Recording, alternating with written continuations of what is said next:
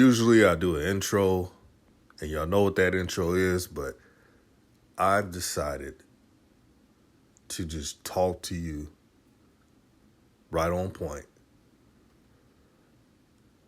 Just one-on-one between me and the Raw Truth family. Last night was an embarrassment. It was a mockery to basketball. And remember, beginning of the season, I pointed out, I remember I made this prediction. I had so much flack for this. I said the Hornets will be between the highest they could go is the 8th seed to the 9th seed and even the 10th seed. I mentioned this. You could look at the archives. And last night I was hit up by so many DMs saying, DJ, man, you were spot on. I didn't want to be right. I told a lot of brothers. I told Coach Joe. And Coach Joe had the similar thought process as me, looking at this team, knowing that it doesn't have a center that plays worth a damn, that the coaching staff is horrible in rotations. You know how Coach Joe is. When he keeps it quiet, he knows something's about to brew. That's why he's an OG. He sees it before a lot of people do, and he just sit back in the cut and watch and observe. Remember, he has a coach's point of view. And then shout out to Juju Knows Hoops. I wanted Juju Knows Hoops in his prediction to come true. It could have came true, but this is how they failed this brother. By not giving LaMelo the keys. If they would have gave LaMelo the keys and have an identity. See, that's the problem with the Hornets. They don't have an identity. They got all those athletes, but they don't want to run and gun. Gordon Hayward, with his slew-footed self, doesn't want to run. He wants to slow the pace. And why are you slowing the pace against dominant half-court teams? Answer that, JB. Answer that. Why are you playing to the other team's strength? This is not smart basketball at all. But I watch a lot of YouTube channels, man. Shout out to Juju Knows Hoops. Subscribe to his channel. Shout out to the Pope B. Frank. Subscribe to his channel. Flight Sports. Subscribe to his channel. AAB The Hero. Subscribe to his channel. And many more. If I left some names out, please forgive me. But I'm not going to be shouting channels all day. I'm getting straight to the point. I wanted that prediction to be right. That the Hornets could be a 4th or 5th seed. But earlier in the offseason, I just did not see it at all, man. I didn't see it at all. And I thought to myself, if JB is still the coach, how can I see anything good with this team? James Borrego doesn't trust young guys. He has that Spurs mentality. But it's bad to have a mentality like that when you don't have a Tim Duncan. See, if you have a Tim Duncan, you can do what you want and get away with it. All that brainwashing. Y'all realize every high-scoring game LaMelo has, James Borrego defers from all the attributes besides scoring? Yeah, his passing set up our offense really well. He skips everything in regards to scoring. You know why? For those who have watched Raw Truth Media, y'all know why. He wants LaMelo to be a pass-first guard. I've been saying it from the beginning. Not too many people wanted to listen to me. They wanted to watch old media, local media. But now this is going on. People are telling me under the table that I've been right. And my reply to them in DMs and other messages, trust me, brother or sister, I'm like, trust me. I didn't want to be right on this. I wanted to be proven wrong, believe it or not. Nobody wants to watch their favorite player playing on a losing team, playing losing basketball.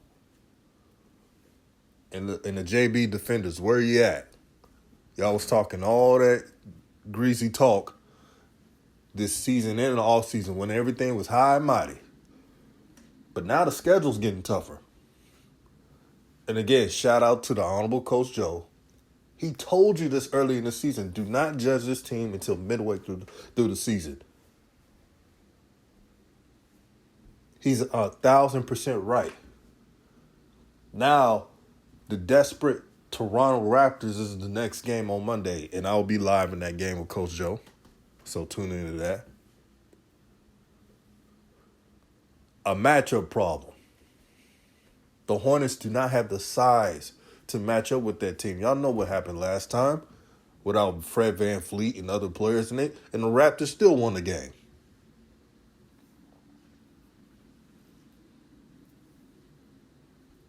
How many times are you all are going to defend this coach? Whoever that's a Charlotte Hornet fan or not. And now I figured it out. Y'all want to know why the Charlotte Hornets defend JB the way they do, even though he has not won anything significant in 4 years? Ever since LaMelo Ball has been playing basketball in the spotlight, each coach they root for the coaches who tries to control LaMelo. Y'all realize that? Remember Coach Seskis in Lithuania? Man, they were the biggest cheerleaders for that dude. They was like, yeah, tough lessons right there. Tough basketball. Go Coach Seskis. They're doing the same thing for James Borrego. How ironic. And y'all wonder why I keep it raw, uncut, and with truth with my speech. Y'all wonder why. And I'm going to get to the good part. I'm going to get to the part that y'all want me to talk about.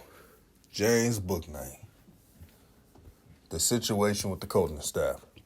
So here's the 411.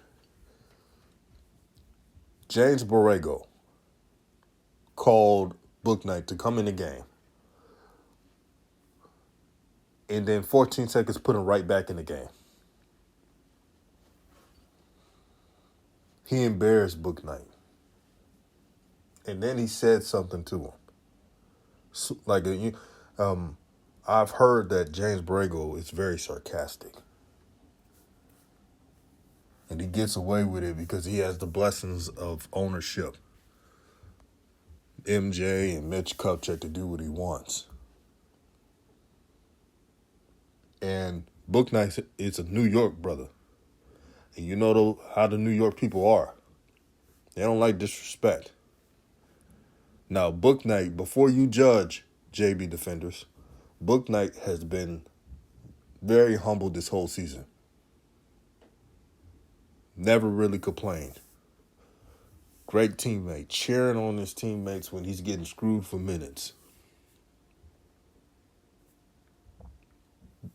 JB costs Bouknight the opportunity to not only be first team all-rookie team, but to join the Rising Star games.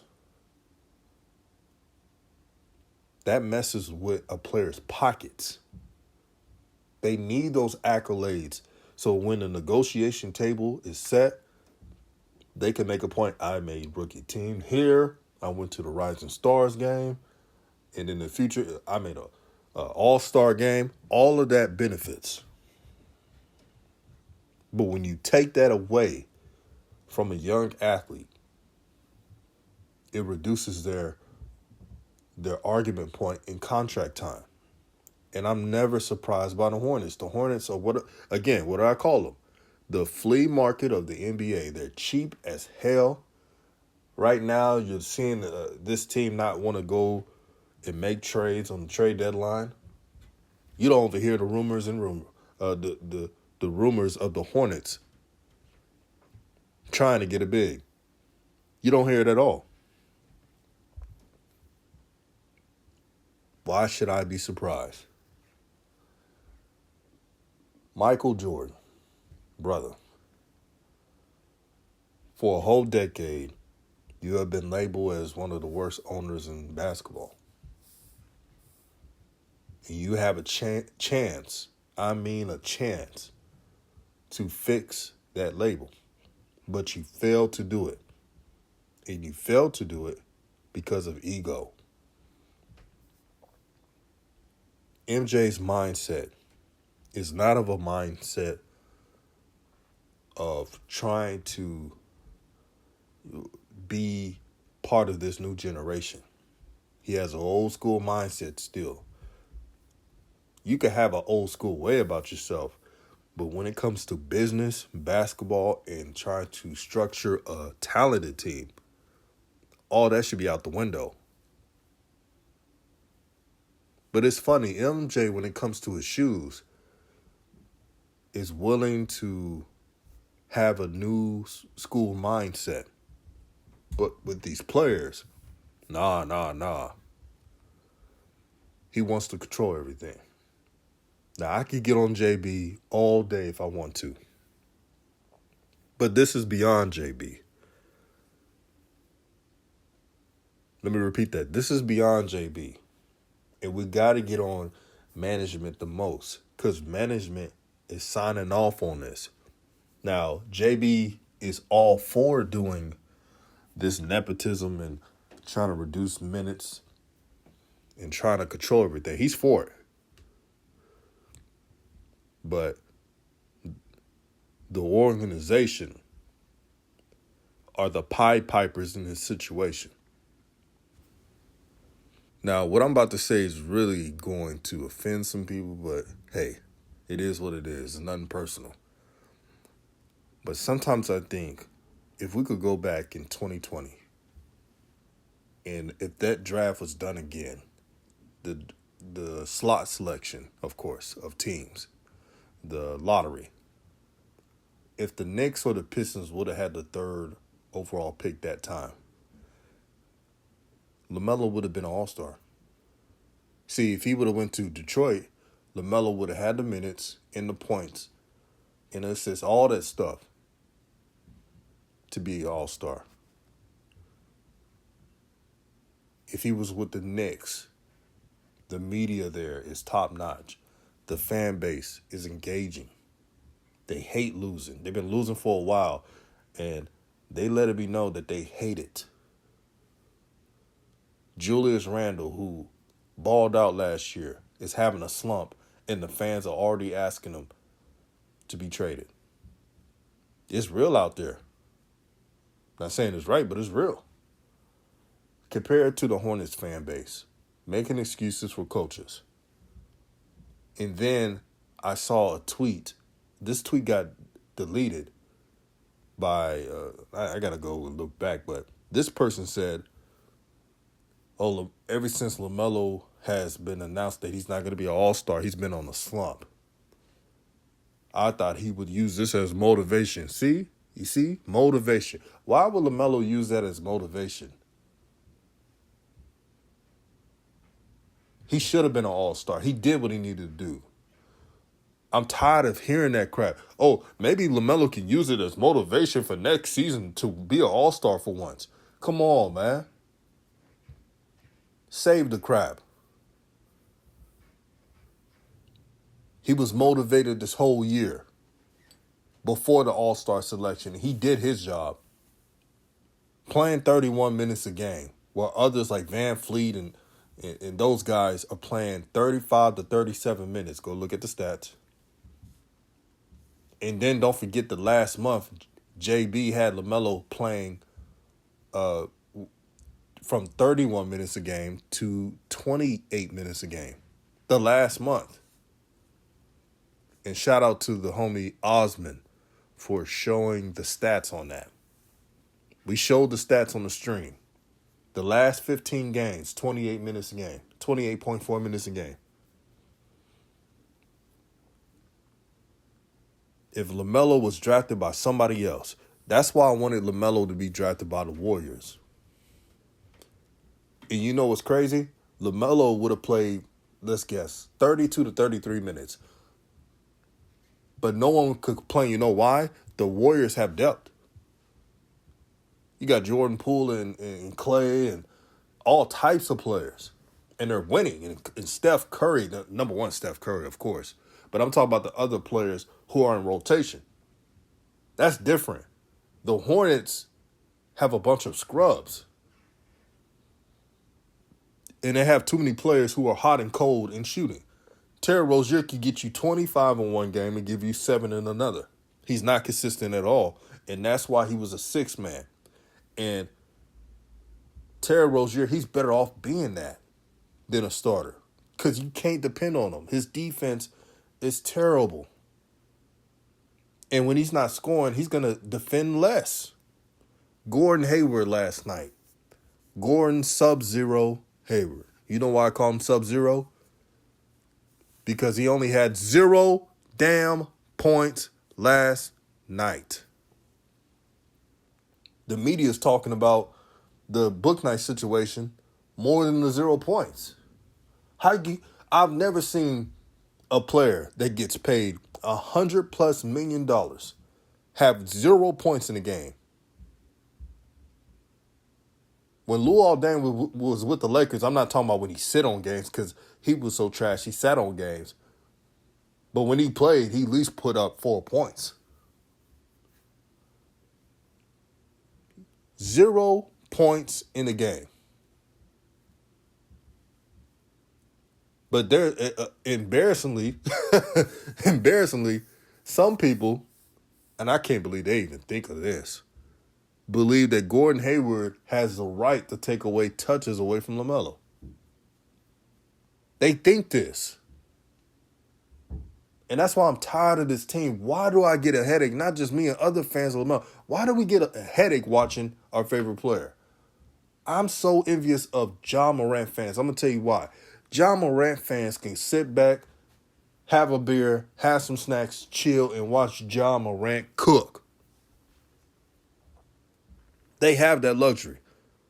But if you're a fan of LaMelo Ball, it's always politics going on. Minutes restriction, bad substitutions with him, not playing them the right way. Nobody's running. And then they get mad at LaMelo because he advances the pass. You know what I would do if I'm LaMelo? If they're not buying into that, now you got to dumb down their game. No, your game. And I don't want him to do that. I don't want him to not throw the long pass, but they're not paying attention. They don't want to run. They don't want to play as one. They want to play that iso ball centric crap and think that's going to win games. It's not. So tomorrow they got the Toronto Raptors who are trying to advance in their seeding. And they have the bigs to disrupt the Hornets. And it's going to be trouble. But Charlotte Hornets, man, y'all got to call this out. If y'all want LaMelo Ball and y'all still think LaMelo going to stay after his contract, not making an all-star team, and then the young guys are sick and tired of JB. We told y'all that was going to happen. Y'all didn't want to listen. Y'all saying Raw True was cap and y'all just LaMelo stands. We heard it all. But I've been right this whole situation. I'm just sitting back watching everything unfold.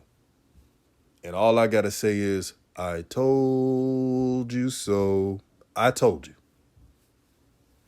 I've been saying this before this was even popular. And it takes courage to say something that a lot of people don't see. Because I can see the game within the game. I can't convince you all that are listening to see the game within the game. You gotta trust your conscience. You gotta trust the eyes behind your eyes to see what's unfolding. And what we're seeing is a horrible franchise that doesn't know how to win, doesn't know how to build over young talent. Now you're wasting the development because you're catering to veteran players like Terry Rozier and Gordon Hayward. Now, Terry Rozier, I'm sure he's a good guy off the court. This is nothing personal. It's just basketball. But Gordon Hayward, he doesn't fit at all. And since his business, the Hornets, the way you can make this up, and I've been saying this, trade those two. Now, for Gordon Hayward, you got to take some of that back end cap because they're not going to take his contract unless you do that. Cut your losses now, and when LaMelo's contract is up, you have enough. But if you do not trade Gordon Hayward and Rozier soon, it's not going to be a good sight.